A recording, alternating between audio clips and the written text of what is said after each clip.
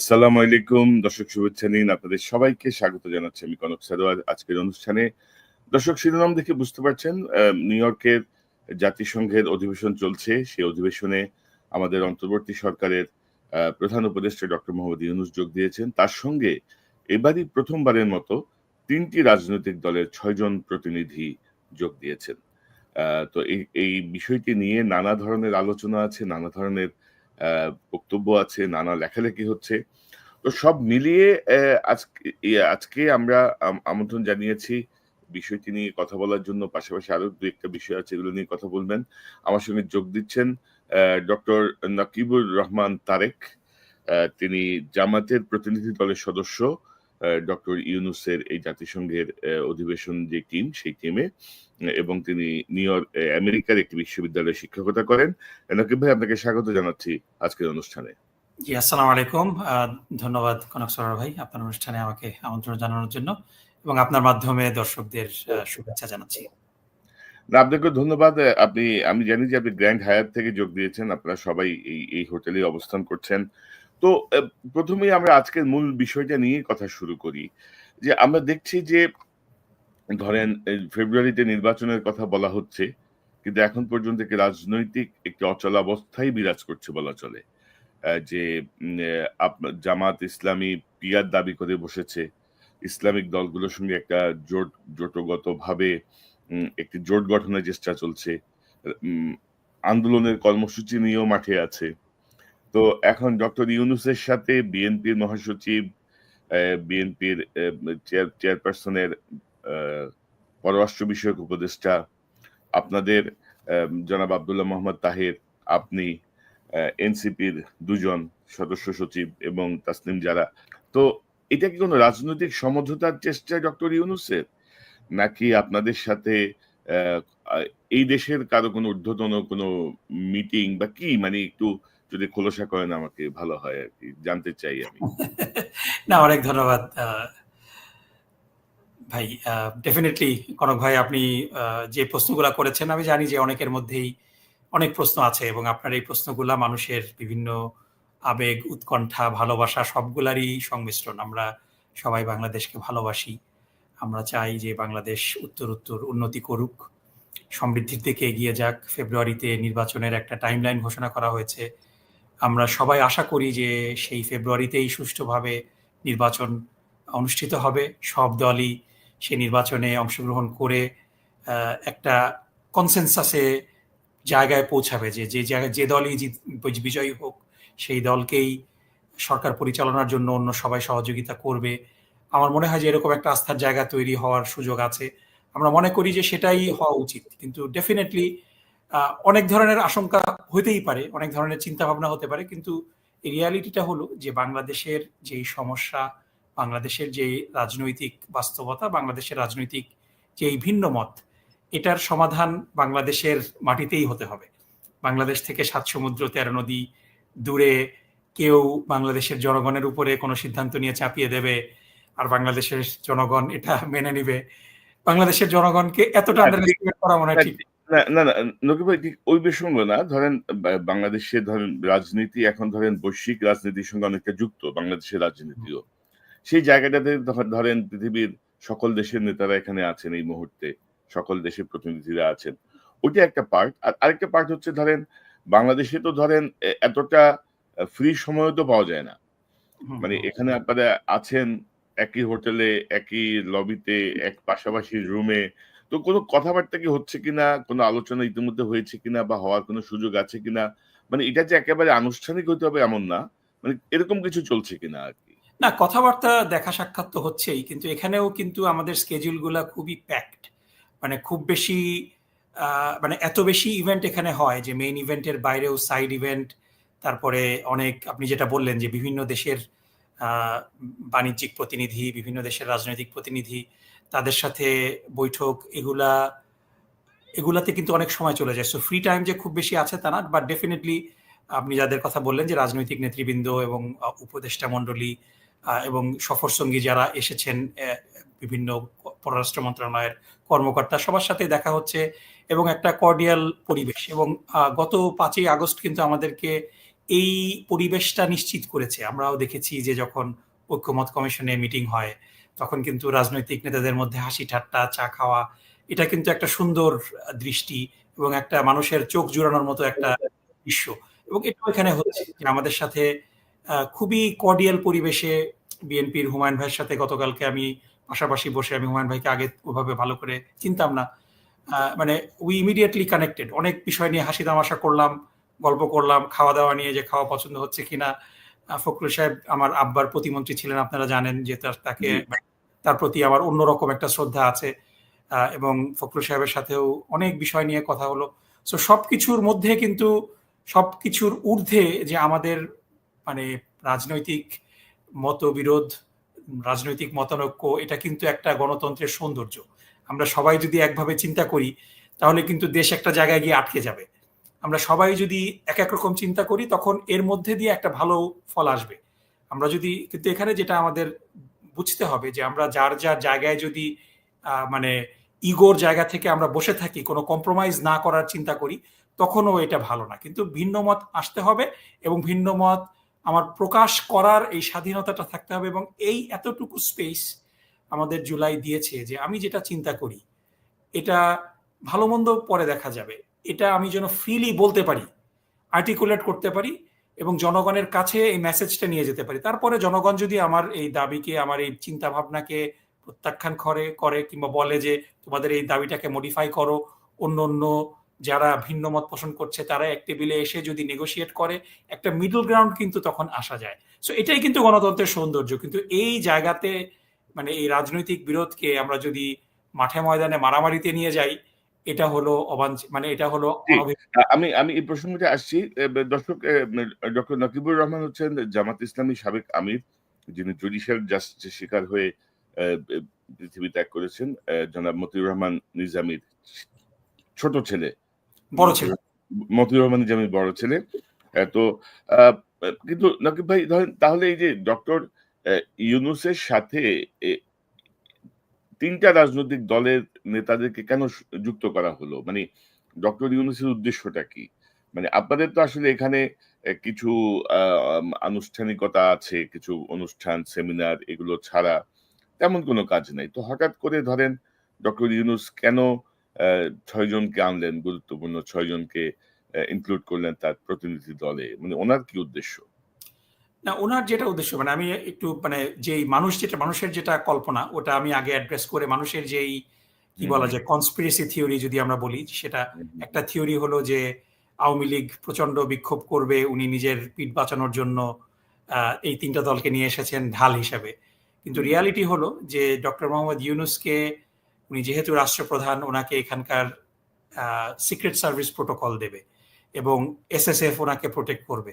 So Awami League যত চেষ্টাই করুক না কেন, ডক্টর মোহাম্মদ ইউনূসের ১০০ ইয়ার্ডের মধ্যে ওরা আসতে পারবে না।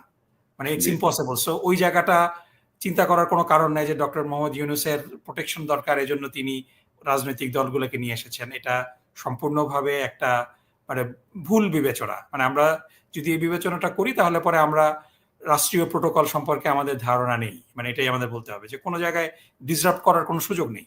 বাইরে আমেরিকাতে আ যদি তারা প্রত্যেক দিনই বিক্ষোভ করছে, পুলিশ একটা ব্যারিকেড পিকেট লাইন ড্র করে দিবে, ওখানটার পিছনে থেকে সারাদিন চিল্লাচিল্লি করুক, করে কিছু সেলফি তুলে যদি তাদের যে পেমেন্ট সেই পেমেন্ট আদায় করতে পারে, খারাপ কি? মানুষের কিছু ইনকাম হলো, আমরা এটাতে আপত্তি করব না। কিন্তু এখানে আমাদের রাজনৈতিক দলগুলোকে ঢাল হিসেবে ব্যবহার করার কোনো সুযোগ নেই। তাহলে কেন ডক্টর মোহাম্মদ ইউনূস আনলেন? সো আমেরিকাতে আপনারা দেখবেন যে একটা কন্টিনিউটি বলে একটা কনসেপ্ট আছে, যে মানে এটাকে বলা হয় যে প্রিজার্ভিং দ্য মেমোরি। সিনেটে ১০০ জন সদস্য এবং ১০০ জন সদস্য কিন্তু একসাথে সবার টাইম এক্সপায়ার করে না। ওয়ান থার্ড করে, মানে ৬ বছরের মেয়াদ একজন সিনেটরের। প্রতি ২ বছর পর পর ওয়ান থার্ড সিনেটররা রি ইলেকশনের জন্য যান। এটার কারণ হলো বাকি টু থার্ড একটা মেমোরি প্রিজার্ভ করবে কন্টিনিউটির জন্য। এটা কিন্তু খুব জি। গুরুত্বপূর্ণ। সো ডক্টর মোহাম্মদ ইউনূস কিন্তু খুবই একজন বিজ্ঞ ব্যক্তি এবং ডেফিনিটলি তিনি গত ১ বছরে অনেক কিছু করার চেষ্টা করেছেন। কিছু জায়গায় সাকসেসফুল হয়েছেন, কিছু জায়গায় সাকসেসফুল হননি। কারণ তিনি সেরকম সহযোগিতা পাননি। কিন্তু তার যেই সিনসিয়ারিটি, এটার প্রতি আমার যথেষ্ট শ্রদ্ধা আছে। কিন্তু এক্সিকিউশন নিয়ে তিনি কিছু ব্যক্তিদের উপরে, কিছু গোষ্ঠীর উপরে ভরসা করেছিলেন, তারা তাকে ফেল করেছে। সো এই কমপ্লেন আমাদের থাকবে সবসময়। কিন্তু তার যে চিন্তাটা যে this is his last UNGA, আগামী ফেব্রুয়ারি মাসে ইলেকশন হয়ে গেলে আগামী সেপ্টেম্বরে যে ইউএনজিএটা হবে সেই ইউএনজিএটা will be represented by basically July আন্দোলনে যারা stakeholder, BNP, Jamaat, NCP. এনসিপিকে আপনি যতই ছোট বলেন না কেন, তারা একটা নতুন পার্টি রেজিস্ট্রেশন করেনি, কিন্তু জুলাই আন্দোলনের নেতৃত্ব তারা দিয়েছে, তাদেরকে অন্যরা সহযোগিতা করেছে, এটা ঠিক। তারা রাজনৈতিকভাবে বিভিন্ন রকম কিছু ব্লান্ডার করেছে, এটা ঠিক, কিন্তু credit needs to be given where credit is due. সুতরাং এনসিপি, বিএনপি এবং জামাত, হ্যাঁ ডেফিনেটলি বিএনপি কাগজে কলমে বড় দল, জামাত কাগজে কলমে অনেক ছোট দল ছিল, কিন্তু জামাত ইজ কামিং আপ, জামাতের জনপ্রিয়তা আস্তে আস্তে বাড়ছে। ডাকসু এবং জাকসুর পরে মানুষ জামাতকে নিয়ে ভিন্নভাবে চিন্তাও করছে।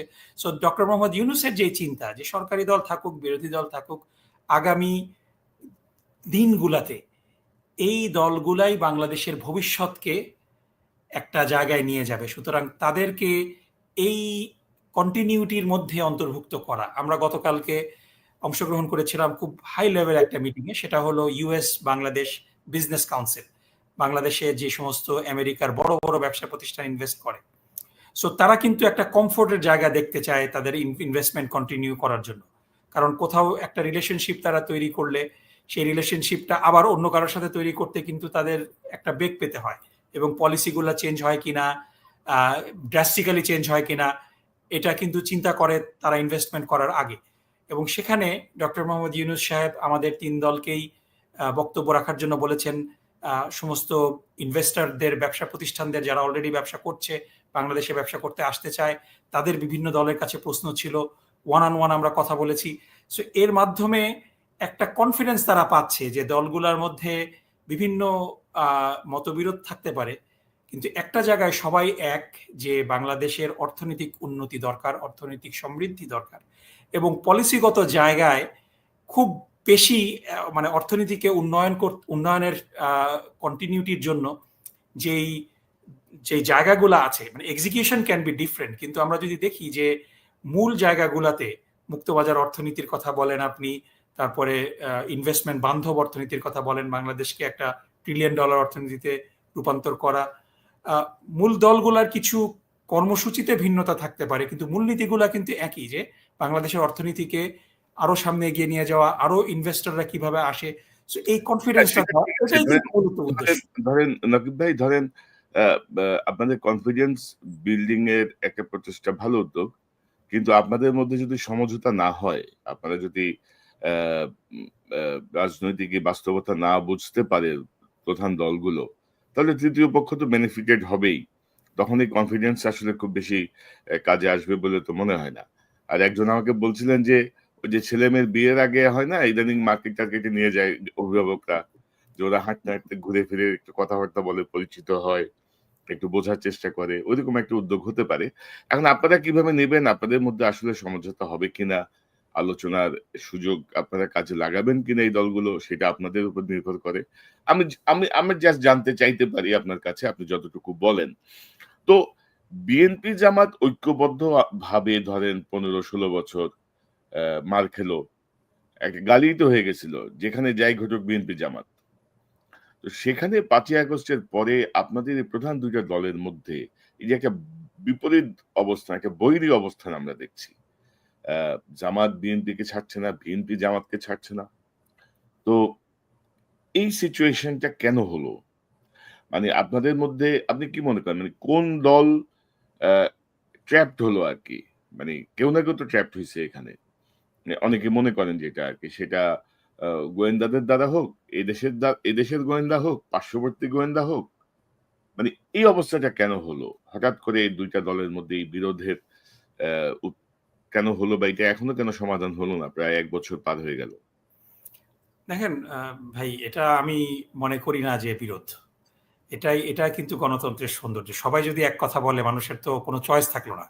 এখন আপনি যদি বিএনপি এবং জামাত, আপনি মানে যখন আওয়ামী লীগের বিরুদ্ধে ইলেকশন করতে হয়েছে, কারণ সমঝোতা না হলে আমাদের ভোট ভাগ হয়ে গেলে তৃতীয় পক্ষ বেনিফিটেড হবে, এই যে ভয়টা, এই ভয়টা প্রতিরোধ করার একমাত্র উপায় হলো যে একসাথে আন্দোলন, একসাথে নির্বাচন, এবং এর মাধ্যমে 2001 সালে আমরা বিএনপি এবং জামাতের জোট গঠন করে নির্বাচনে আওয়ামী লীগকে একেবারে পরাভূত করে আমরা সরকার গঠন করেছিলাম।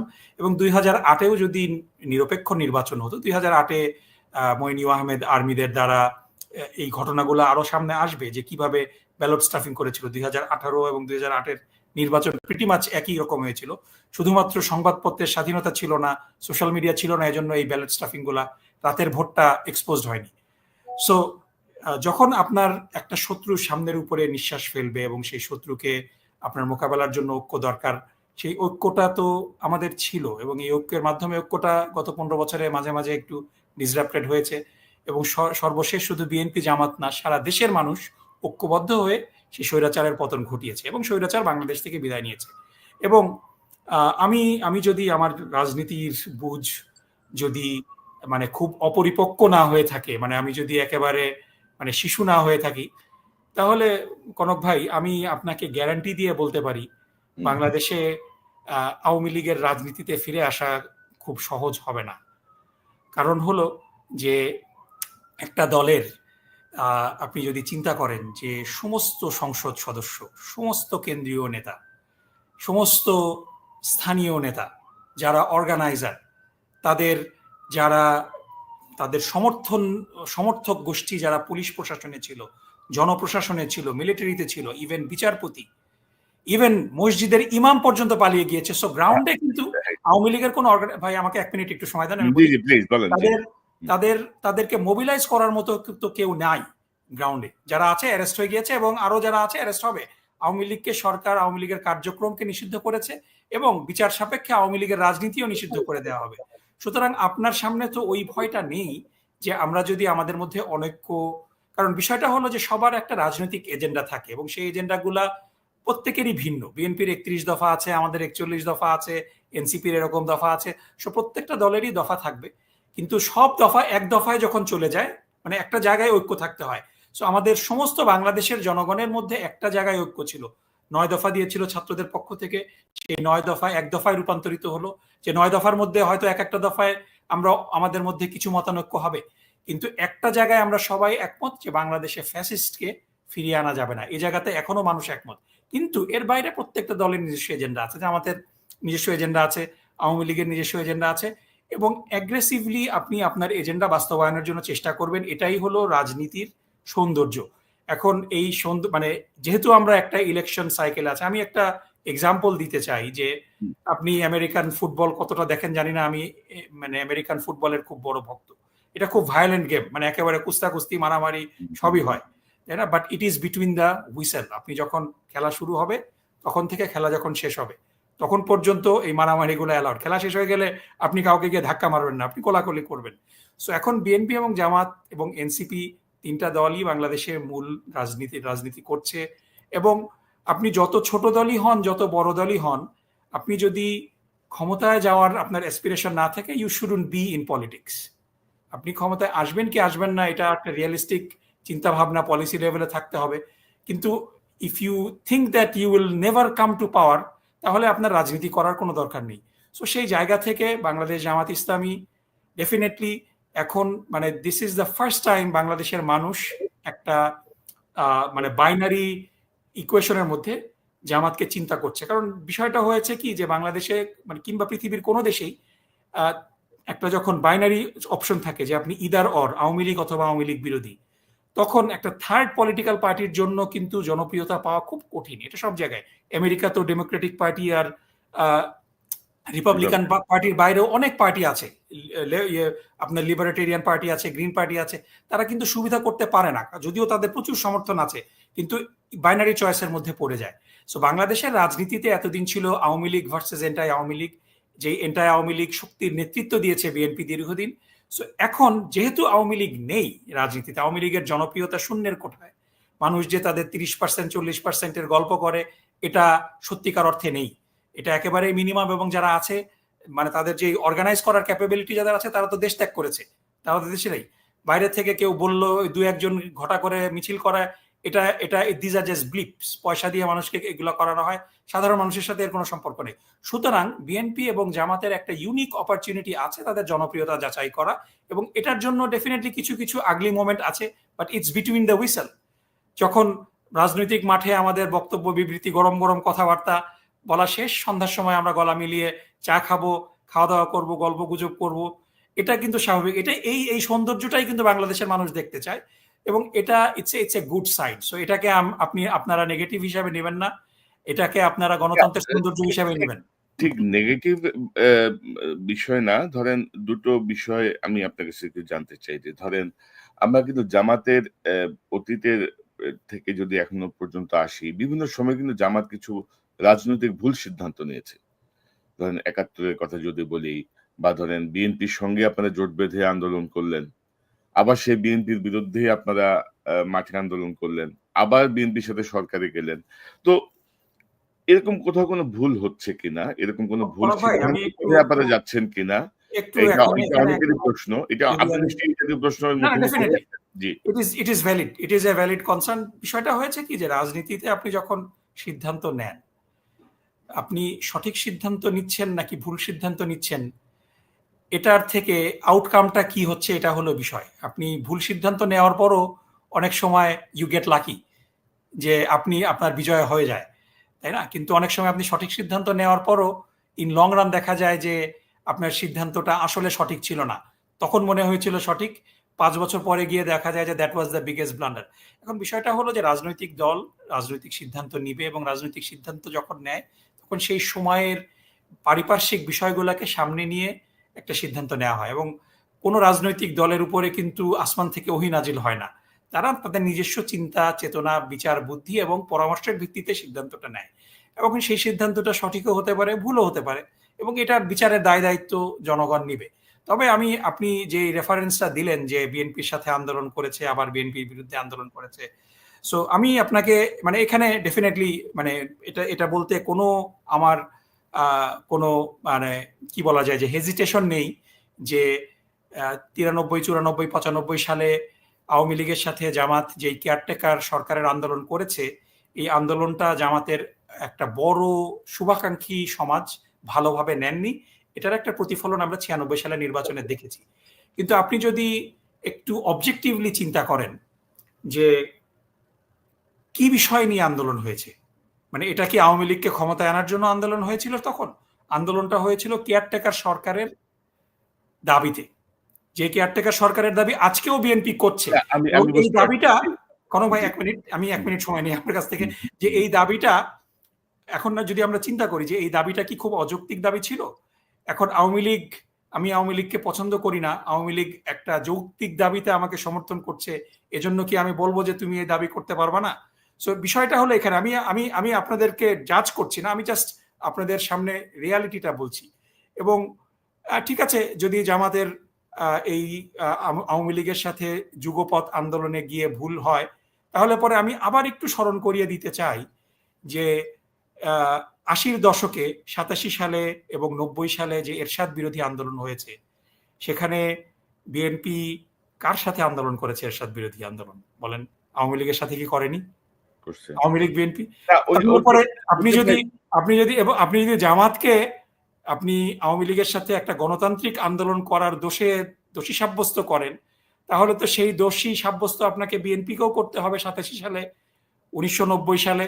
সুতরাং একটা গণতান্ত্রিক আন্দোলনে আপনার সাথে যেই আসবে, এবার এই সরকার বিরোধী আন্দোলনে স্বৈরাচার বিরোধী আন্দোলনে বামপন্থীরাও আমাদের সমর্থন করেছে, কমিউনিস্ট পার্টি শেষ মুহূর্তে এসে যুক্ত হয়েছে, অনেক নকশালি গ্রুপ যুক্ত হয়েছে বামপন্থী, তাদেরকে তো আপনারা বলতে পারবেন না যে তোমরা আসবা না, তাই না? না, সো এই যেমন যেমন বিষয়টা ভাই আমি জামাত মানে সম্পর্কে, জি, জি, না, জামাত সম্পর্কে বলা হয়েছে জামাতের কোনো স্থায়ী কোনো শত্রু মিত্র নাই। মানে জামাত আসলে আসলে রাজনীতিতে কি কারো স্থায়ী শত্রু মিত্র থাকে? মানে এবং আপনি রাজনীতিতে কার স্থায়ী শত্রু মিত্র থাকে? না, না, মানে কিন্তু জামাত একটা জায়গায় আমি আপনাকে নিশ্চিত করতে অবস্থানগত পারি, জায়গাটায় বা আদর্শগত জায়গাটায় ধরেন আপনারা প্রয়োজনে আওয়ামী লীগের সঙ্গে রাজনীতিতে যাচ্ছেন, বিএনপির সঙ্গেও রাজনীতি বিএনপি কি করছেন। প্রয়োজনে আওয়ামী লীগের সাথে রাজনীতি করে নাই এরশাদ বিরোধী না, আন্দোলনের সেটা সময়? না মানে তাহলে আপনাদের দলের যে ধরেন আদর্শিক যে জায়গাটা আপনারা দাবি আমাদের করেন, তো আদর্শিক জায়গাটা ওই জায়গাটা গণতন্ত্রকে থেকে পুনরুদ্ধার আরকি, করা, এই এবং জায়গাটা এই গণতান্ত্রিক আন্দোলনে যারা আসবে সবাই, এভরিবডি ইজ ওয়েলকাম। সো তবে মানে এখানে মানে বিষয়টা হয়েছে কি, ভাই আমাদের জি, অনেকেই মানে এই ঘটনাগুলা ডিপে যায় না, প্রোপাগান্ডায় বিভ্রান্ত হয়ে যায়। অনেকে মনে করে যে জামাত আওয়ামী লীগের সাথে নির্বাচন পর্যন্ত করেছে, বিষয়টা তো এরকম না।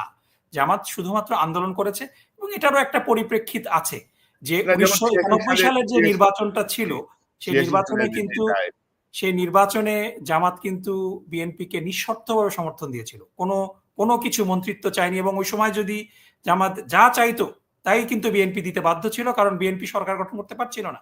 বিএনপি 138টা আসনে জয়লাভ করেছিল এবং জামাত 18টা আসনে জয়লাভ করেছিল।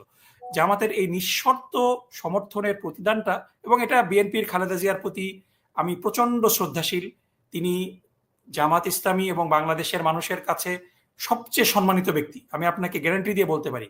কিন্তু বিএনপির অফিসে আপনি যে দেশকে পছন্দ করেন না, সেই দেশপন্থী কিছু লোকজন বসে বসে থাকে, এবং তারা কিন্তু সেই আপনার মনে আছে যে সাবিউদ্দিন চৌধুরী, তারপরে ডক্টর কামাল হোসেন, মানে মানে ইয়ের কামাল না, আওয়ামী লীগ গণফোরামের কামাল না, আরেকজন কামাল হোসেন, কামাল সিদ্দিকী, তারা কিন্তু বসে বসে এই গণ আদালত করলো প্রধানমন্ত্রীর অফিসের থেকে, এবং এই গণ আদালত করে জামাতের তদানীন্তন আমির গোলাম আজম সাহেবকে, ইভেন এর স্বৈরাচারী এরশাদ সরকার গ্রেফতারের সাহস পায়নি, সেই বিএনপি সরকার গ্রেফতার করেছিল।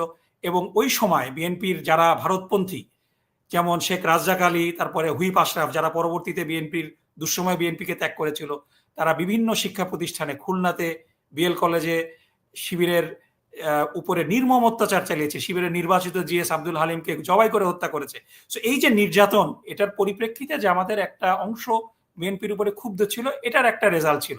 সো এটা আপনি জামাতের ভুল সিদ্ধান্ত বললে এটা আপনার মতামত, আমি জনগণের উপরে ছেড়ে দিলাম, এটা জনগণ বিচার করবে। কিন্তু জামাত কিন্তু তাদের, আমি যদি বলি যে তাদের যে প্রিন্সিপাল, সেই প্রিন্সিপালে একেবারে ইউনাইটেড। জামাত তার ইতিহাসে কোনোদিন আওয়ামী লীগের সাথে মিলে কোনো নির্বাচন করেনি, কিন্তু বিএনপি করেছে। আপনার মনে আছে 90 সালে ইভেন স্বৈরাচারকে সাথে নিয়ে চিটাগাং বিশ্ববিদ্যালয়ে ছাত্র শিবিরকে মোকাবেলা করার জন্য বিএনপি শুধুমাত্র ছাত্রলীগের সাথে জোট করেনি, ছাত্র সমাজ, সে সময় স্বৈরাচারী এরশাদের ছাত্র সমাজ, ছাত্রলীগ এবং ছাত্রদল একতাবদ্ধ হয়ে চিটাগাং ইউনিভার্সিটি ছাত্র সংসদ চাকসুতে শিবিরের বিরুদ্ধে নির্বাচন করেছিল। কারণ আওয়ামী লীগের কেউ কেউ আবার বলেন যে আওয়ামী লীগের ভোটগুলো জামাতের বাক্সে যাবে, এরকম একটা ভিতরে কথাবার্তা চলছে। তো এই সব মিলায় আপনার কাছ থেকে একটু সংক্ষেপে জানতে চাই। হ্যাঁ, প্রথম কথা হলো যে আপনি দেখেছেন যে আওয়ামী লীগ নিষিদ্ধ করার যে দাবি, সেই দাবিতে সবচেয়ে বেশি সোচ্চার ছিল জামাত ইসলামী, এবং আওয়ামী লীগের রাজনীতি নিষিদ্ধ হয়েছে, এটা আমাদের একটা প্রাথমিক বিজয়। এবং জামাত যে 5 দফা নিয়ে আন্দোলন করছে, সেই 5 দফার পঞ্চম দফা হলো যে জাতীয় পার্টি সহ আওয়ামী লীগের সহযোগী যারা আছে তাদের রাজনীতি, তাদের এই অপরাজনীতি বাংলাদেশে চলবে না। সো এটা হলো আপনার প্রশ্নের উত্তর, যে ডেফিনেটলি আওয়ামী লীগ এবং জাতীয় পার্টির ব্যাপারে কোনো মার্সি নাই। তারা স্বৈরাচারের সহযোগী, তারা গুম খুনের সহযোগী। তাদের এই গুম খুনকে বিচারিক প্রক্রিয়ার মাধ্যমে তাদেরকে বিচারের কাঠগড়ায় দাঁড় করাতে হবে। সো এখানে আমি আপনাদেরকে আবার একটু মনে করিয়ে দিতে চাই যে বিএনপির, আমি খালেদা জিয়ার প্রতি শ্রদ্ধাশীল, বিএনপির অধিকাংশ নেতৃবৃন্দের প্রতি শ্রদ্ধাশীল, কিন্তু বিএনপির মধ্যে কিছু অংশ আছে যারা অন্য দেশের এজেন্ডা বাস্তবায়ন করে, তাদের কারণে কিন্তু স্বৈরাচারের পতন বিলম্বিত হয়েছে। তারা দীর্ঘদিন ধরে জামাতের সাথে একটা, মানে কি বলা যায়, যে জামাতকে কাজে লাগাবে কিন্তু জামাতকে অ্যাকনলেজ করবে না, এটা করলে নাকি আমেরিকা বিএনপিকে ক্ষমতায় আনবে না। এই কারণে কিন্তু স্বৈরাচারের পতন হতে আমাদের দেরি হয়েছে। তাদের মধ্যে কিন্তু এই মন মানসিকতা ছিল, যার কারণে আমরা যখনই আন্দোলন একটা পর্যায়ে চলে গিয়েছে, তখন তাদের কেউ কেউ মনে করছে যে এটাতে জামাত বেনিফিটেড হবে, জামাতের সাথে আমরা খুব ক্লোজ হলে পরে পশ্চিমা বিশ্ব আমাদেরকে নেগেটিভ ভাবে দেখবে, আমাদেরকে ক্ষমতায় আসতে দিবে না। এই একই চক্র এখন বিএনপির বিভিন্ন জায়গায় বিএনপিকে বোঝানোর চেষ্টা করছে যে আওয়ামী লীগকে বাদ দিয়ে যদি নির্বাচন করি তাহলে তো পশ্চিমা বিশ্ব মেনে নিবে না। এখন এখানে আমাদের পরিষ্কারভাবে বলতে হবে, আনইকুইভোক্যালি বলতে হবে, যে বাংলাদেশের জনগণ যে সিদ্ধান্ত নেবে সেই সিদ্ধান্তটাই শেষ সিদ্ধান্ত। এই সিদ্ধান্তের ব্যাপারে XYZ দেশ খুশি হলো না অখুশি হলো, এটা ডাজেন্ট ম্যাটার। সুতরাং স্বৈরাচারকে পুনর্বাসিত করতে হবে কাউকে খুশি করার জন্য, এই রাজনীতিটাই হলো ভুল রাজনীতি। এবং এখানে আপনি মনে করেন না যে আওয়ামী লীগ জাতীয় পার্টি ছাড়া নির্বাচন যদি হয় সেটি অগ্রহণযোগ্য? বিষয়টা হলো কি, যে জাতীয় পার্টি মানে জাতীয় পার্টি হলো একটা মানে মানে জাতীয় পার্টি এত বেশি ইনসিগনিফিকেন্ট যে এটা ম্যাটার করে না। আমি কনক ভাই যাদের সাথেই দেখা হয় তাদেরকে প্রশ্নটা করি, আপনাকেও করব, যে আমি আমার জীবনে মানে আমি 7-8 বছর বয়স থেকে মানুষের সাথে মিশি, এখন আমার বয়স 48 বছর হয়ে গেছে, মানে আমি কমপক্ষে হলে মিলিয়নের উপরে মানুষের সাথে মিশেছি, মানে অ্যাটলিস্ট আরো বেশি হতে পারে। আমি এই মিলিয়ন মানুষের মধ্যে আজ পর্যন্ত জাতীয় পার্টির কোনো সমর্থক দেখি নাই। জাতীয় পার্টির নেতা দেখছি, হয়তো 2-1 জন কর্মীও দেখছি, সমর্থন কিন্তু দেখি নাই। আপনি কি দেখেছেন জাতীয় পার্টির কোনো সমর্থক আপনার জীবনে? এটা সবই দেখা সম্ভব না, কারণ নাই, ইট ডাজন্ট জাতীয় এক্সিস্ট। জাতীয় জাতীয় পার্টির কোনো সবাই নেতা। সমর্থক জি। কিন্তু এক্সিস্ট করে না। আপনি দেখেন যে পেশাজীবীদের মধ্যে জাতীয় পার্টির কোনো প্রতিনিধিত্ব নাই, ছাত্রদের মধ্যে কোনো প্রতিনিধিত্ব নাই, কিন্তু হঠাৎ করে ইলেকশন হলে পরে তাদেরকে কিছু সিট গিফট করা হয়। সো জাতীয় পার্টি হলো বাংলাদেশে রর একটা পণ, এবং আওয়ামী লীগ বিএনপির পন্থী লোকজনকে ছুটিয়ে নিয়ে এসে কোন কোন এলাকায় তাদেরকে নির্বাচিত করে। সো এই খেলাটা খেলতে দেওয়া যাবে না বাংলাদেশে। জাতীয় পার্টির এই যে গতকালকেই ইনোভেশনের জরিপ প্রকাশ পেল, জাতীয় পার্টির সমর্থন কত % আপনি দেখেছেন? Point something. সো এই মানে জাতীয় পার্টি নিষিদ্ধ করার অর্থ হলো যে জাতীয় পার্টির এই অপরাজনীতিটা নিষিদ্ধ করতে হবে, যে বাংলাদেশে এমন কোন পলিটিক্যাল পার্টি থাকতে পারবে না যেই পলিটিক্যাল পার্টিকে বিভিন্ন অন্যান্য পলিটিক্যাল পার্টির জনপ্রিয় নেতাদেরকে ব্ল্যাকমেল করে নিয়ে এসে নির্বাচিত করে। এই ব্যবস্থা বাংলাদেশে চিরতরে কবর দেওয়া হয়ে গিয়েছে। আর দ্বিতীয় পয়েন্ট হলো যে আওয়ামী লীগের ভোটের কি হবে? ভাই, আওয়ামী লীগের যে 30%, 25%, 20% যেই পার্সেন্টেরই ভোটের কথা বলেন, এটার সত্যিকার অর্থে কোনো প্রমাণ কি আছে? আওয়ামী লীগের লোকজন, আপনি 70 সালের নির্বাচনের কথাও যদি ধরেন, যেখানে বিপুল ভোটে আওয়ামী লীগ বিজয় লাভ করেছে, আমি 70 সালে ভোট দিয়েছে এরকম যত মানুষকে চিনি, প্রত্যেকেই খুব গর্ব করে দাবি করে যে আমি 10টা ভোট দিয়েছি, 50টা ভোট দিয়েছি, একজনকে আমি ইভেন 100 ভোট দিয়েছি শুনেছি। এবং এই ফলস ভোট দেওয়া, নির্বাচন ম্যানিপুলেট করা, এটা আওয়ামী লীগের ডিএনএ। সুতরাং বিভিন্ন নির্বাচনে আওয়ামী লীগ আসলে যা ভোট পেয়েছে, এটা তাদের আসল জনপ্রিয়তা কিনা টাইম উইল টেল। এবং দ্বিতীয় বিষয় হলো যে একটা বিশাল অংশের মানুষ আওয়ামী লীগের যে অপকর্ম, দুর্নীতি, এই খুন গুমের ইতিহাস জানতো না। কোনো সুস্থ মানুষ এটা জানার পরে আওয়ামী লীগকে কিভাবে সমর্থন করে?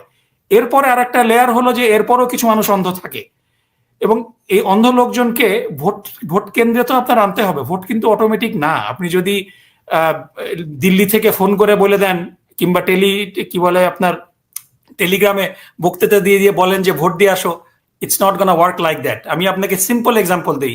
বাংলাদেশে আমি একবারই ভোট দিতে পেরেছিলাম, কারণ আমি তো গত 20 বছর বাংলাদেশে যেতে পারি না। যখন আমি ঢাকা কলেজে পড়তাম, ঢাকা কলেজ ছাত্র সংসদ নির্বাচন ইন্টারমিডিয়েটের সময়, আমার বেস্ট ফ্রেন্ড যার সাথে ক্লাস 1 থেকে পড়েছি, সে পর্যন্ত আমাকে দিনে 10 বার ফোন দিত যে দোস্ত ভোট দিতে ভুলিস না। And that's the reality. আপনার যত কাছের মানুষই হোক, ভোট কেন্দ্রে কিন্তু তাকে নিয়ে যেতে হবে। সুতরাং আওয়ামী লীগের সমর্থক এরপরও যে ডাইহার্ড অংশটা আছে, তারা অটোমেটিক্যালি যে ভোট কেন্দ্রে যাবে, হু ইজ গ্যারান্টিং দ্যাট? কারণ যারা অর্গানাইজ করবে, মোবিলাইজ করবে at the end of the day, মানুষকে ভোট কেন্দ্রে নিয়ে যাবে, তারা তো পলাতক সব, কিংবা তারা জেলে, তাই না? এর বাইরে কিছু কিছু সাধারণ মানুষ আছে যারা কোনো কারো আশেপাশে নাই, হয়তো সফট আওয়ামী লীগার, তারা কিন্তু এলাকায় যে ব্যক্তিকে পছন্দ করে, it will be absolutely local, সেই লোকাল জায়গায় ভোট দিবে। সুতরাং আওয়ামী লীগের ভোট কে কাকে দিবে এটা নিয়ে আমাদের তো দুশ্চিন্তার কোনো কারণ নাই, তাই না? So everything is boiling down to local politics. হ্যাঁ, এখন আপনারা আসলে পিয়ার নিয়ে কি করতে চাচ্ছেন? পিয়ার নিয়ে আপনারা কত? আমরা মনে করি যে বাংলাদেশের প্রত্যেকটা মানুষের ভোট ম্যাটার্স। এই কারণে বাংলাদেশের মানুষের যেই রাজনৈতিক চিন্তা ভাবনা, তাদের প্রতিনিধিত্ব, এটার সবচেয়ে বেস্ট উপায়টা হলো এই প্রপোর্শনাল রিপ্রেজেন্টেশন। এখন আমার সাথে আপনি একমত হবেন না, দ্যাট ইজ ফাইন। আমি আমার মতামত নিয়ে সবসময় যে বিজয়ী হব, আমার মতামত সবাই মেনে নিবে, এটাও না। কিন্তু আমার মতামতটা তো আমাকে আপনার মানে প্রকাশ করা এবং এটার দাবি দাবি দেওয়া নিয়ে মানে আন্দোলন করা, এটা তো আমাকে স্পেসটা দিতে হবে, তাই না? না, কিন্তু নকিব ভাই, ধরেন আমি তো আমার প্রতিনিধি নির্বাচনের অধিকার রাখি, কাকে আমি নির্বাচন করছি। তো আমি পিয়ারে গেলে তো আমি আবার সেই অধিকারটা পাচ্ছি না। কিন্তু না, এই জায়গাটাতেই মিসকনসেপশন আছে। মিসকনসেপশনটা হলো উচ্চকক্ষে পিয়ারের ব্যাপারে তো সবাই সম্মত ছিল না, সবাই এখনো কিন্তু বিএনপি সম্মত না। হঠাৎ না, বিএনপিও শেষ মুহূর্তে নিমরাজি ছিল বোধহয়। আমরা শুনেছি নিমরাজি, কিন্তু বিএনপি যদি উচ্চকক্ষে রাজি হয়, that can B A progress, এবং তখন দেখা যাক কি হয়।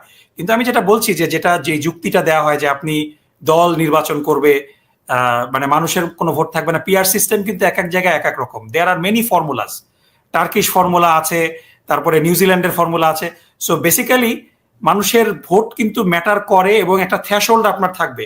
300 আসনে প্রার্থী কারা হবে, রাজনৈতিক দলগুলোকে বলে দিতে হবে যে এই আসনে এই প্রার্থী, এবং সেই আসনগুলোতে একটা মিনিমাম ভোট না পেলে পরে তার র্যাঙ্কিং যতই হায়ার হোক না কেন তিনি সংসদ সদস্য হতে পারবেন না। সো এই অনেকগুলা ব্যাপার আছে। সো জনগণের প্রতিনিধিত্ব, জনগণের কাছে আসা এবং এই মেকানিজমটা it can be talked about. এবং আমি যেটা বলছি যে it's not written on the wall. আপনার কথাবার্তা শুরু হতে পারে জামাতের এই দাবির, মানে বিষয়টা এরকম না যে পিআর সিস্টেমে নির্বাচন না হলে জামাত নির্বাচন বয়কট করবে। বিষয়টা এরকম না। জামাত একটা দাবি দাওয়া করছে এবং এই দাবির মাধ্যমে একটা মিডল গ্রাউন্ড হবে এবং সবার সম্মতিতে, সমঝোতার ভিত্তিতে ফেব্রুয়ারিতেই নির্বাচন হবে। নির্বাচন পিছানোর কোনো সুযোগ নাই, কারণ এই নির্বাচন সময় মতো হওয়া, লেভেল প্লেইং ফিল্ড হওয়া কিন্তু জামাতের 2 নাম্বার দাবি। ফেব্রুয়ারির মধ্যে নির্বাচন হতেই হবে। সুতরাং কেউ যদি বলে যে নির্বাচন পেছানোর একটা মানে ষড়যন্ত্র করছে জামাত, এটার কোনো ভিত্তি নেই। কারণ জামাতের 12 তারিখের মধ্যে নির্বাচন, ফেব্রুয়ারির মধ্যে নির্বাচন করাটাও একটা দাবি। এবং nobody is more election ready than Jamaat. জামাতের কিন্তু 300 আসনে প্রার্থী ঘোষণা হয়ে গিয়েছে, তাই না? তারা কাজ করছে। বিএনপি কিন্তু এখনো 100 আসনেও প্রার্থী বলতে পারে নাই। সুতরাং জামাত ইজ ইলেকশন রেডি। আজকেই যদি ইলেকশনের তফসিল ঘোষণা করা হয়, জামাত কিন্তু আগামীকালকেই 300 আসনের প্রার্থী ঘোষণা দিয়ে দিতে পারবে। এটা কিন্তু অন্য কোনো দল পারবে না। সুতরাং এই জায়গাগুলোকে সামনে রাখতে হবে। জামাতের এই দাবির সাথে আমরা টোটালি মানে অ্যাওয়্যার যে সবাই এটার এই মতামত মেনে নেবে না। ফাইন, মানুষ যদি এটা না চায়, still I can pursue it, right? আমি এটা মানে I can talk about it. এবং যখন মানুষকে আমরা বোঝাতে চেষ্টা করব, যখন অধিকাংশ মানুষ এটা মেনে নেবে, পিআর বাংলাদেশের জন্য ইমপ্লিমেন্টেড হবে, তা না হলে হবে না। এটা মানে it's not my way or highway. আমি আপনার সাথে একমত যে জামাত অত্যন্ত সুসংগঠিত একটা দল। আপনারা সবসময় প্রস্তুত। 300 আসনে প্রার্থী চাইলে আপনারা আজকেও ঘোষণা দিয়ে দিতে পারেন। এবং ঘোষণা তো দেওয়া হয়েছে, আমরা জানুয়ারি মাসে দিয়েছি। যেমন আপনারা ধরেন খুব কায়দা করে কিন্তু 5ই আগস্টের পরে প্রশাসন, পুলিশ সহ গুরুত্বপূর্ণ জায়গাগুলোয় আপনাদের দখল নিয়ে নিচ্ছেন, আপনাদের লোক। এটা ঠিক না ভাই। সব জায়গায় আপনাদের আধিপত্য। কিন্তু এগুলো নিয়ে কেউ কিছু বলেও না, কেউ টেরও পায় না। কিন্তু মূলত আপনাদের লোক আপনারা সব জায়গায় বসিয়ে দিয়েছেন। কিন্তু অ্যাটর্নি জেনারেল কে? ওই 2-1টা পদ আরকি। 2-1টা পদ সরকারি বিএনপির মানবাধিকার বিষয়ক সম্পাদক ছিলেন আসাদ সাহেব, তাই না? এখন জামাতের কোন পদাধিকারী, কোন ব্যক্তি কি কোন প্রতিষ্ঠানে আছে বলেন? কিন্তু ধরেন এখন আপনি সবাইকে গুপ্ত শিবির বলে দেন যদি, তাহলে মুশকিল। আদালতের প্রতি মানুষের যে দৃষ্টি, তাতে এখনো অ্যাটর্নি জেনারেল খুব বেশি সুবিধা নিতে পারবে বলে মনে হয় না। তো যাই হোক, এটা আপনাদের প্রশংসা করছি ভাই, আপনাদের ইয়ে করি নাই, আপনাদের দক্ষতা। তো আমি খুব সংক্ষেপে 2টো প্রশ্ন করবো। আমি জানি আপনি ব্যস্ত, যে কোনো সময় টেলিফোন আসছে আপনার।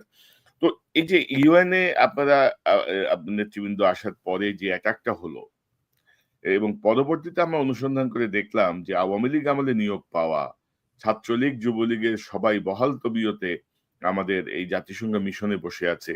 আমাদের ওয়াশিংটনের যে দূতাবাস সেখানে বসে আছে। আমাদের কনসুলেটেও এখনো একটা বড় অংশ আওয়ামী লীগের নিয়োগ পাওয়া মন্ত্রী, এমপিদের আত্মীয়-স্বজন নানা রকম ভাবে। তো ফরেন যে উপদেষ্টা ইন্টারিম তৌহিদ সাহেব, উনি আপনাদের সাথেই আছেন। কি মানে সরকারের ভাষ্য কি? আপনারা কি জানতে চেয়েছেন? তৌহিদ সাহেবের কি ব্যাখ্যা কি? আমি এখন পর্যন্ত কোনো পদক্ষেপের কোনো আভাস পাইনি। কি বিষয়টা কিভাবে দেখছি? ডক্টর ইউনূসের প্রতিক্রিয়া কি? ইনফ্যাক্ট ডক্টর ইউনূসের কোনো প্রতিক্রিয়াও আমরা এখনো পাইনি। কি মনে করেন আপনি? না, ডেফিনেটলি এটা খুবই একটা ন্যাক্কারজনক ঘটনা এবং এটা অনভিপ্রেত। এবং আমাদের সম্মানিত নায়েবে আমির ডক্টর সৈয়দ আব্দুল মোহাম্মদ তাহের সাহেব সাথে সাথেই যে রিয়াকশন দিয়েছেন, তিনি বলেছেন যে যারা হামলা করেছে তারাই নিন্দনীয়, যাদের উপরে হামলা করা হয়েছে তারা হলো প্রশংসনীয়, কারণ তারা ধৈর্য সহকারে রেজিলিয়েন্স দেখিয়েছেন। সো এখানে একটা মানুষ রাস্তা দিয়ে হেঁটে যাবে, কেউ যদি তাকে কটূক্তি করে, যে কটূক্তি করছে এটা একটা সভ্য সমাজ, সভ্য দেশ। এখানে এ ধরনের অসভ্যতা যারা করবে তারা তাদের সত্যিকারের পরিচয় দিচ্ছে যে আওয়ামী লীগ যে একটা সন্ত্রাসী সংগঠন, আওয়ামী লীগ যে একটা ফ্যাসিস্ট সংগঠন, এই ফ্যাসিজমের পরিচয় তারা এটা দিয়েছে। এটা হলো ডেফিনেটলি আওয়ামী লীগের ট্রু কালার তারা শো করছে। সো এটা হলো একটা দিক। দ্বিতীয় দিক হলো যে এখানে ডেফিনেটলি কিছু মিসকমিউনিকেশন আছে এবং এটা কি পরিকল্পিত কিনা এটা তদন্ত হবে, এবং তদন্ত হওয়ার আগে আমি এ বিষয়ে আমার ব্যক্তিগত মতামত আছে, এটা আপনি জানেন, কিন্তু আমি পাবলিকলি আমার ব্যক্তিগত যেই অনুভূতি, এটা আমি বলছি না।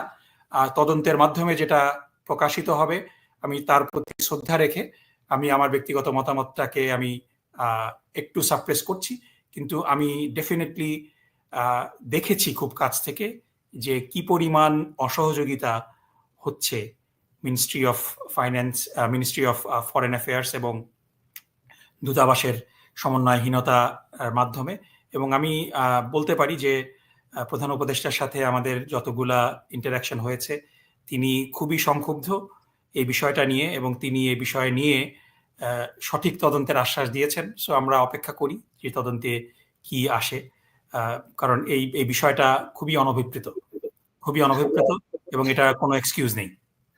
তবে এখন ধরেন ক্ষুব্ধ হয়ে সংক্ষুব্ধ হয়ে তো লাভ নাই। আমরা ধরেন গত একটা বছর ধরে গলা ফাটাই ফেলতেছি প্রত্যেকটা বিষয় তুলে তুলে, মানে চোখে আঙুল দিয়ে দেখিয়ে দেওয়ার মতো পরিস্থিতি। সব দেখিয়ে দেওয়ার পরেও তারা কোন এক মহব্বতের কারণে কিছুই পদক্ষেপ নেন নাই।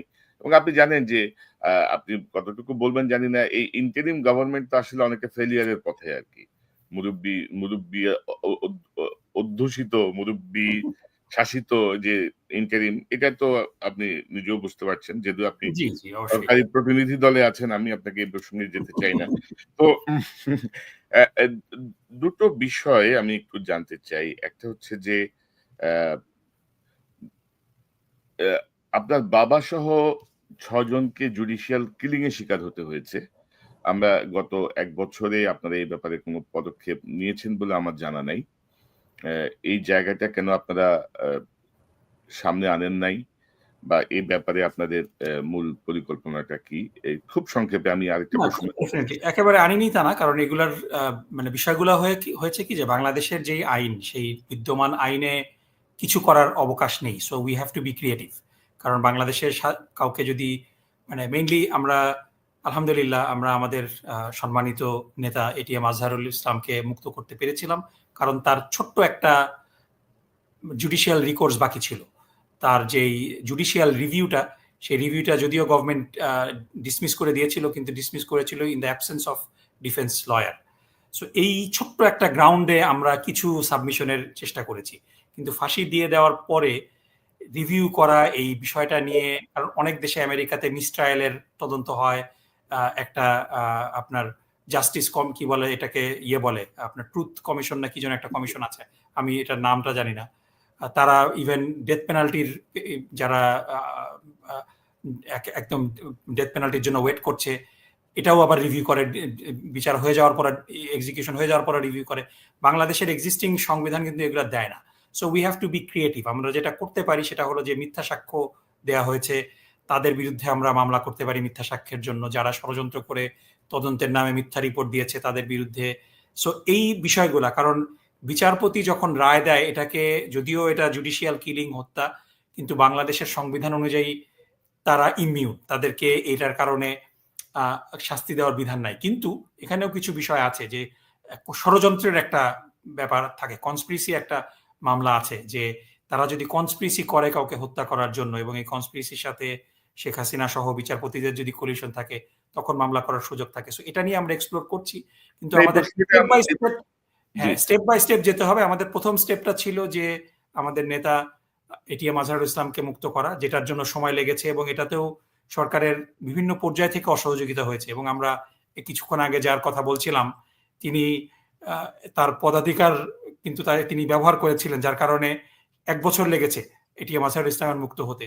সো এবং সেই মুক্তির যে রায়টা প্রধান বিচারপতি দিয়েছেন, তিনি কিন্তু বলেছেন যে এটা হলো মিসক্যারেজ অফ জাস্টিস, এই কথাটা কিন্তু তিনি বলেছেন। সো এটাকে সামনে নিয়ে আমরা আগাচ্ছি, এবং ইনশাল্লাহ আপনারা সামনে দেখতে পাবেন যে এই ব্যাপারে আমরা পদক্ষেপ নেব। না, কিছু বিষয় ধরেন স্কাইপ কেলেঙ্কারি, যেটি আমার দেশে ধারাবাহিকভাবে এসেছিল এবং আরো অনেক বক্তব্যে, ঘটনায় এটা জুডিশিয়াল কিলিং হিসেবে চিহ্নিত হয়েছে। তবে এটার একটা সমাধান চাই কেন? যেন আগামী ১০০ বছর পরেও বা ৫০ বছর পরেও বা আগামী দিনগুলোতে যেন এই জাতীয় জুডিশিয়াল কিলিং বা জুডিশিয়ারিকে যেন কেউ হাতিয়ার হিসেবে ব্যবহার করতে না পারে, সেটি ইম্পোর্টেন্ট। তো আমরা আ আবারও আহ্বান জানাবো, যেহেতু আপনি এই ডক্টর ইউনূসের এই প্রতিনিধি দলে আছেন, আপনাদের নায়েবে আমির আব্দুল্লাহ মোহাম্মদ তাহির সাহেব আছেন, ডাক্তার বিএনপির মহাসচিব আছেন। বিএনপির ভারপ্রাপ্ত চেয়ারম্যানের পররাষ্ট্র বিষয়ক উপদেষ্টা আছেন। তো গুরুত্বপূর্ণ লোকেরা সবাই আছেন। নতুন দল এনসিপির সদস্য সচিব আছেন। অ্যাম আ তাসনিম জারা আরেক নেত্রী আছেন। তো আপনারা বসে যদি একটু কথা বলতে পারতেন নিরিবিলি পরিবেশে, কথা অ্যা হচ্ছে। কিন্তু এটা এটা আমাদের জন্য ভালো হতো। ধরেন একটা সমঝোতার একটা পরিবেশ তৈরি হতে পারত। একটু ধরেন বাংলাদেশের মাটি থেকে অনেক দূরে নিরিবিলি একটু রিল্যাক্স ওয়েতে, যেখানে বাংলাদেশে টেলিফোন ঘন, ঘন ঢুকতেছে না। দর্শনার্থীদের ভিড় কম। সেই জায়গাটা থেকে আরকি।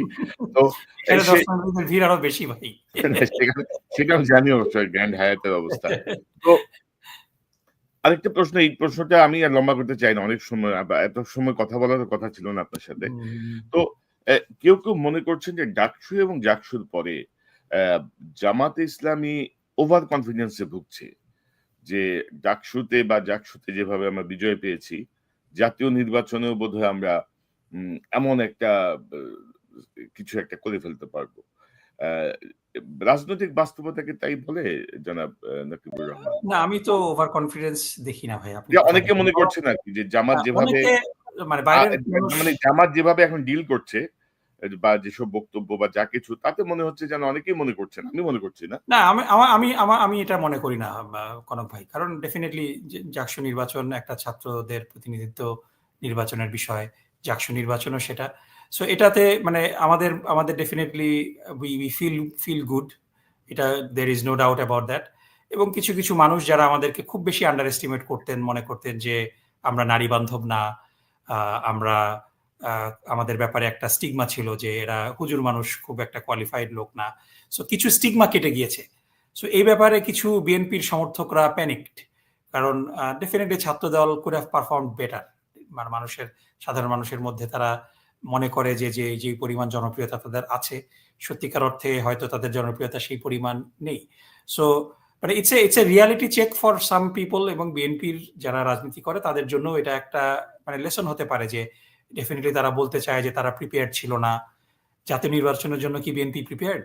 সো তো মানে আনপ্রিপেয়ার্ড অবস্থায় যদি আপনি সিম্পলি, আমি এটা এইভাবে এক্সাম্পল দেই যে ছোটবেলায় আমাদেরকে বাবা-মা সন্ধ্যা হইলে পড়তে বসাইতো, হোমওয়ার্ক করাইতো, সারা বছর পড়তাম। তারপরে হয়তো পরীক্ষায় ভালো করতাম না। কিন্তু কিছু ছাত্র কিন্তু সারা বছর দুষ্টামি করে বেড়ায়, পরীক্ষার আগের দিন পড়ে খুব ভালো করে ফেলে। কিন্তু আপনি কিন্তু প্রত্যেকবার এটা পারবেন না। এট সাম পয়েন্ট আপনি ইট উইল ক্যাচ আপ। মানে আপনি অল্প পড়ছেন ওই জিনিস মানে তার মানে আপনার নলেজটা কমপ্লিট হয় নাই। আপনার ওই পড়ার প্রস্তুতি কমন না পড়লে আপনি হেরে যাবেন। সো বিষয়টা হলো এটা যে আপনি ওভার কনফিডেন্স, তো আপনাকে, আমরা যদি ওভার কনফিডেন্ট হয়ে যাই তাহলে তো এটা আমাদের পতনের কারণ হয়ে যাবে। We have to be humble, we have to take the reality. কিন্তু এট দ্য সেম টাইম মানে বিএনপিকেও এটা আমি আমার definitely I really want to see BNP progress. যে তারা যদি অপ্রস্তুত থাকে, এখনো জানে না তারা কে ক্যান্ডিডেট কোন এলাকায়, মানে প্রত্যেক ক্যান্ডিডেট এলাকায় কাজ না করে তারা মানে পীরের দরবারে ঘুরে বেড়াচ্ছে তাই না? সো আপনি যদি আবার ডাকসুর মতো বলেন যে 10 দিন আগে প্রার্থী ঘোষণা করছি, এরা এত ভোট পাইছে, 5,000 ভোট পাইছে, এটাই তো অনেক। সো আপনাকে জাতীয় সংসদ নির্বাচনেও কিন্তু একই কথা বলতে হবে। কারণ জাতীয় সংসদ নির্বাচনের সময় কিন্তু খুব বেশি নাই। আপনি 4 লাখ ভোটারের কাছে আপনার যেতে মিনিমাম 3 মাস সময় লাগে। মিনিমাম, আপনি যদি সত্যিকার অর্থে রিচ আউট করতে চান। With 10,000 15,000 of your volunteers. So আপনার ভলান্টিয়ারকে কি কিছুই জানেন না। আপনি ইলেকশন করবেন, মনে করবেন যে মানুষের ঠেকা পড়ে গেছে, মানুষ আপনাকে ভোট দিবে। Things might not be that way. So এটাই, এখানে ওভার কনফিডেন্স এর কিছু নাই। এটা মানুষ ভোট দিবে, মানুষ ভোট দিলে যাকে ভোট দিবে সে নির্বাচিত হবে। মানুষ যাকে ভোট দেবে না সে নির্বাচিত হবে না। এটাই রিয়ালিটি। জি, আমিও আপনার সঙ্গে একমত যে ধরেন জনগণ যাকে ভোট দেবে সেই নির্বাচিত হবে। কিন্তু রাজনৈতিক দলগুলোর পারস্পরিক বিরোধ বা পারস্পরিক ভুল বোঝাবুঝিতে যেন ফ্যাসিজম যেন ফিরে না আসে। অবশ্যই আমি একমত আপনার সাথে। পতিত হাসিনা বা তার সমর্থকরা যেন কোন সুবিধা না নিতে পারে। আমাদের কনসার্ন অ্যাবসোলিউটলি, ওইটাই। অ্যাবসোলিউটলি। ব্যক্তিগতভাবে বাংলাদেশে কে রাষ্ট্র ক্ষমতায় আসলো জনগণের ভোটে সেটা নিয়ে আমার কোন মাথা ব্যথা নেই। জনগণ যাকে চাইবে সেই ক্ষমতায় আসবে। আর আপনি যেটি বলছিলেন এবারে ডাকসু নির্বাচনের প্রেক্ষিতে আমাদের বাংলাদেশ ইসলামী ছাত্র শিবিরের যে গঠনতন্ত্র সেটি যদি আপনারা সংশোধন না করেন তাহলে কিন্তু আপনারা ভবিষ্যতে কিন্তু না, এখানে আমি একটু আপনাকে বলি। জটিলতায় কিন্তু আপনারা পড়বেন। কারণ না। আপনাদের কনক ভাই, গঠনতন্ত্র অনুমোদন করেন না। আমি 1 মিনিট একটু যদি আপনি সময় দেন। যে জিনিসটা হলো যে আমার আমার মানে ড্রয়িং রুম আমি কি রঙের সোফা দিব, কি রকম বালিশ দিব, এটা যদি আরেকজন আমাকে বলে দেয়, মানে এটা এটা এটা কিন্তু অনধিকার চর্চা। সো আমার সংগঠন আমি কিভাবে চালাবো এটা আমার বিষয়, কিন্তু বিষয়টা হলো যে এটা আপনাকে মনে রাখতে হবে যে আমাদের সংগঠনের যেই গঠনতন্ত্র, যেই আপনার কি বলা যায় যে মেকানিজম, যার যার মাধ্যমে আমরা অলমোস্ট ছেকে ছেকে মানুষ আনি, এরপরও দেখা যায় যে এত এত মানে ভ্যালিডেশন, এত মানে কি বলা যায় যে কঠিন কি বলা যায় ভেটিং এর পরেও দেখা যায় যে বেশ কিছু মানুষের মধ্যে নৈতিক অবক্ষয় কিন্তু আমরা দেখতে পাচ্ছি। সো আপনি যদি এটাকে আরো রিল্যাক্স করতে বলেন তখন কিন্তু এই প্রবলেমটা আরো বেশি হবে। হ্যাভিং সেইড দ্যাট, যে আমরা আমাদের মানুষদেরকে নিয়েই, আমাদের দলের যারা সদস্য, আমাদের দলের যারা লিডার, তাদেরকেই আমরা নিয়ে সমাজ গঠন করার চেষ্টা করছি, এটা তো না, সমাজ তো সবার জন্য। So we are broadening our horizon. আমাদের দলের অবশ্যই একটা প্রভাব থাকবে, কিন্তু সাথে সাথে আমাদের ধরেন আমি যেটা বলছি যে আমাদের 10টা এজেন্ডা আছে, হ্যাঁ। তো আমাদের এই 10টা এজেন্ডার মধ্যে 7টা এজেন্ডার সাথে যারা একমত পোষণ করে, 3টার ব্যাপারে যারা অমত করে, আমরা কিন্তু তাদেরকেও অ্যাকোমোডেট করছি যে ঠিক আছে আপনার এই 3টার ব্যাপারে সমস্যা আছে, আমরা এই 3টা নিয়ে এখন কথা বলবো না, আমরা 7টা নিয়েই কথা বলি। আরেকজন আরো আসলো, সে বললো যে না আমার 6টা নিয়ে ওকে, আমি 4টা নিয়ে আপনাদের problem, okay let's let's draw a common ground, আমরা 6টা নিয়ে সামনে আগাই। এভাবে কিন্তু আপনি আপনার মানে কোয়ালিশনটা ব্রডেন করেন, এবং এটার একটা আসলে আমরা চেষ্টা আসলে দেখেছি ডাকসুতে, এবং এটা আমরা কন্টিনিউ করব। আমরা সবাইকে নিয়ে চলবো, এবং দেশের উন্নতির জন্য যারা কন্ট্রিবিউট করতে চায় তারা যদি আমাদের উপরে আস্থা রাখে, আমরা তাদেরকে কাজে লাগাতে চাই। এটাই কিন্তু আমাদের অ্যাপিল। আমাদের সবগুলা বিষয়ে আপনার একমত হতে হবে না। আমার গঠনতন্ত্রে 10টা বিষয় আছে, এই 10টা বিষয়ের মধ্যে আপনি যদি 6টা বিষয় নিয়ে একমত হন, আমরা আপনার সাথে কাজ করতে রাজি। কিন্তু না আসলে সমস্যা হলো নাকিব আপনি ভাই যদি আমি আমাকে কিন্তু বলেন যে গঠনতন্ত্র চেঞ্জ করে ওই 4টা বিষয় বাদ দাও, দ্যাটস প্রবলেমেটিক। না আমি কিন্তু ধরেন গঠনতন্ত্রের ব্যাপারে খুব বেশি জানি না শিবিরে যতটুকু আমাদের গঠনতন্ত্র উদ্দেশ্য লক্ষ্য হলো আল্লাহর সন্তুষ্টি অর্জন করা না কিন্তু আলটিমেটলি। জি এটা থেকে তো আমরা পিছু হ্যাঁ হব না। না কিন্তু ধরেন আপনাদের ছাত্র শিবিরের সাবেক সভাপতি বর্তমানে এবি পার্টির চেয়ারম্যান মঞ্জু ভাই আমার চ্যানেলে আসছিলেন সাক্ষাৎকারে, তিনি এই প্রশ্নগুলো উত্থাপন করেছেন, এই বিষয়গুলো নিয়ে দেখেন আলোচনা মঞ্জু করেছেন। ভাই যদি খুব হাইলি তো সাকসেসফুল তো হতেন, তো তাহলে ধরেন মঞ্জু ভাইয়ের কথাগুলো আমরা মেনে নিতাম, তো কিন্তু মঞ্জু ধরেন ভাইয়ের সাথে কি কারণ ধরেন কেউ এই আছে? যে সাদিক না জাকসুর ভিপি কে তো ধরেন কদিন পরে বিশ্ববিদ্যালয়ে যে রবীন্দ্র জয়ন্তী, নজরুল জয়ন্তী বা অন্যান্য উৎসব হবে সেগুলো থাকতে হবে। তো না না, এগুলো বিষয়টা হলো সাথে যে নেয়া থাকতে হবে না, আপনি অর্থাৎ অর্থাৎ অর্থাৎ অ্যাডজাস্ট করে নেয়া আরকি। অর্থাৎ না এটাকে কি দেখেন, বলে? মুজিবুর রহমান মঞ্জু ভাই খুব মানে রাজনৈতিকভাবে খুব মানে শ্যালো একজন মানুষ, এবং খুব চিন্তা ভাবনা ওনার পরিষ্কার না। এবং উনি যদি মানে এতই কি বলা যায় যে মানে এতই ভালো বুঝতেন, এতই পলিটিক্যাল গেজ তার থাকতো, তাহলে তো এবি পার্টি ফ্লরিশ করতো। এবি পার্টির এখন মানে এবি পার্টির প্রতিষ্ঠাতা চেয়ারম্যান সোলাইমান সাহেব, আপনারা দেখেছেন সোলাইমান চৌধুরী সাবেক সচিব, জি, জি। উনি মানে বেসিক্যালি তৌবা করে জামাতে ফিরে এসেছেন, তাই না? এবি পার্টির অলমোস্ট 90% লোকজন এনসিপিতে চলে গেছে। এবি পার্টিতে এখন শুধু মঞ্জু ভাই এবং ফুয়াদ ছাড়া তো আর কেউ নাই। সো 2জন ব্যক্তি সর্বস্ব লোক। সো তার কথা সে কি বললো না বললো এটাতে কিছু আসে না। আপনি দেখেন গত পরশুদিন না, ক্যাম্পাসে প্রথম বহুদিন পরে একটা বেশ বড় ব্যান্ড শো হয়েছে, কনসার্ট হয়েছে। শিবির তো বাধা দেয় নাই। সো আপনি জি। রবীন্দ্র জয়ন্তী করেন, নজরুল জয়ন্তী করেন, আমি যা না, না খুশি তাই করেন। আমি আমার তো কিন্তু কোনো সমস্যা না। নাকিব আমি ভাই হয়তো ওখানে ওইভাবে অ্যাক্টিভলি পার্টিসিপেট করব না। এটা আমি কিন্তু বলছি না যে শিবির বাধা দিবে। আমি কিন্তু বলছি না যে শিবির এগুলো চাইবে না। আমি বলছি যে আপনাদের যে বিধিবদ্ধ যে নিয়মগুলো আছে, সেই নিয়মগুলোকে হয়তো আপনাদেরকে না, এখন এই যুগোপযোগী নিয়ম বা শিথিল করলে তো আমাদের যে অ্যাডজাস্টেবল ভাবে কোয়ালিটি ওটা করে আমরা দিতে মেনটেন হবে। করতে পারবো না। আমাদের বিষয়টা হলো যে আমাদের নিয়ম শিথিল, আমাদের সদস্যদের জন্য নিয়ম আমরা আরো কঠোর করব। কারণ এর মাধ্যমেই আমরা এমন মানুষ তৈরি করব যারা কোনো লোভ লালসার দ্বারা আকৃষ্ট না হয়, তাই না? কম্প্রোমাইজ না করে। আচ্ছা কারণ যাক আমাদের এত কঠিন, এটা অনেক লম্বা বিতর্কের বিষয় হয়ে যাবে। আমার হ্যাঁ, মনে সো হয় ওই আজকে জায়গাতেও আমাদের আজকে কম্প্রোমাইজ নাই। আজকে কিন্তু এটা ইয়ে না আরকি। বিষয়টা হলো হুম। যে আমাদের আমাদের সাথে কাজ করার জন্য আমাদের দলের সদস্য হওয়াটা তো নেসেসারি না। আমরা সবাইকে নিয়ে কাজ করতে চাই। আমাদের কিছু কর্মসূচির সাথে যদি আপনি একমত হন, আমাদের সাথে আপনারা আসেন, আমরা আপনাকে কাজে লাগাবো। এটাই হলো আমাদের কথা। সো আপনার তো আমাদের জামাতের নেতা হওয়াটা জরুরি না। রাইট, জামাতের রাইট, সদস্য রাইট। হওয়াটা জরুরি না। যারাই দেশকে উন্নতির দিকে নিয়ে যেতে চাবেন, আমরা তাদেরকে নিয়ে কাজ করব ইনশাআল্লাহ। না তো দেখা যাক কি দাঁড়ায়। মা মা ইনশাআল্লাহ। জনগণই সকল বিষয়ে চূড়ান্ত সিদ্ধান্ত নেবে। জনাব নকিবুর রহমান আপনাকে অসংখ্য ধন্যবাদ। আপনার আপনাকেও ব্যস্ততার ধন্যবাদ। মধ্যেও সময় দিয়েছেন। তবে আমি আবারও বলব আসেন আপনারা একটা সমঝোতায় বসেন। একটা শান্তিপূর্ণ সমাধানের দিকে যাক। কারণ নির্বাচনের বাকি আছে আর কয়দিন? অক্টোবর, নভেম্বর, ডিসেম্বর, জানুয়ারি ৪ মাস। তো এই ৪ মাসের মধ্যে কোনো আভাস এখনো বুঝতে পারছি না। আমরা চাই না তৃতীয় পক্ষ সুবিধা নিক। আমরা চাই ইনশাআল্লাহ হবে না। গণতান্ত্রিকভাবে একটি নির্বাচিত সরকারের বাংলাদেশ পরিচালনা করুক। আপনাকে অসংখ্য ধন্যবাদ। নিশ্চয়ই আমরা নিকট ভবিষ্যতে আবারও কথা বলব। বিশেষ করে শিবিরের প্রসঙ্গটা নিয়ে আমি একটা ডিবেট করতে চাই যে ইনশাআল্লাহ। আসলে কোনো সংস্কার প্রয়োজন কিনা বা কি হতে পারে? কারণ আমাদের জাস্ট আমি এটা শেষ করি যে সংস্কার আমরা কন্টিনিউয়াসলি করছি। কিন্তু we will change everything at our terms. আমাদেরকে মানে তৃতীয় পক্ষ বলে দেবে। মানে ওই যেটা বললাম যে আমার ঘর আমি কিভাবে সাজাবো এটা আমার সিদ্ধান্ত। এটা যদি অন্য কেউ বলে দেয় এটা কিন্তু অনধিকার চর্চা। না সেটা ঠিক আছে। পাশাপাশি ধরেন কোন ধরনের কন্ট্রাডিক্টরি কিছু আমরা চাই না আরকি। আমরা না, চাই যে অবশ্যই। মানে একটা there is একটা no contradiction. জি। ওইটাও একটা গুরুত্বপূর্ণ বিষয়। জনাব নকিব ভাই আপনাকে অসংখ্য ধন্যবাদ। আবারও কথা আপনাকে হবে। ধন্যবাদ ভাই। জি, আসসালামু আলাইকুম। ওয়ালাইকুম আসসালাম। দর্শক আমি দুঃখিত আমার লাইট একটু সমস্যা করছে। আপনারা বুঝতেই পারছেন। তো দর্শক আমরা এই আলোচনা এখানেই শেষ করব। নিশ্চয়ই আপনি এই আলোচনার মর্মার্থ উপলব্ধি করতে সক্ষম হবেন। ডক্টর ইউনূস যে উদ্দেশ্যেই আনেন উনার মাথায় যাই থাকুক, যে পরিকল্পনাই থাকুক, ৩ টি দলের গুরুত্বপূর্ণ ৬ জন মানুষ একই হোটেলে আছেন। আমার মনে হয় যে যদি রাজনৈতিক সদিচ্ছা থাকে, দেশপ্রেম থাকে, নিশ্চয়ই তারা বসে তাদের মধ্যে যেই বিরোধ চলছে, তাদের মধ্যে যে ভুল বোঝাবুঝি বা যেই জায়গাগুলোয় রাজনীতি বলি বা কি বলবো? এক ধরনের আ দূরত্ব তৈরি হয়েছে সেটি তারা ঘুচিয়ে নেয়ার জন্য চেষ্টা করবেন এবং অবশ্যই আ এনসিপির প্রতি যে আক্রোশ আমরা দেখছি, এনসিপির যারা জুলাই বিপ্লবের আ অগ্রভাগে ছিলেন, মূল নেতৃত্বে ছিলেন, তাদের ঝুঁকিটা যে অনেক বেশি সেটি বোঝা যাচ্ছে।